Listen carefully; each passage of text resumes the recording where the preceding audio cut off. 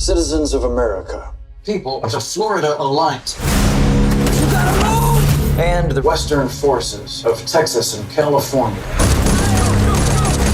will be welcomed back to these United States as soon as their illegal secessionist government is deposed. You don't know what side they're fighting for. Someone's trying to kill us. We are trying to kill them.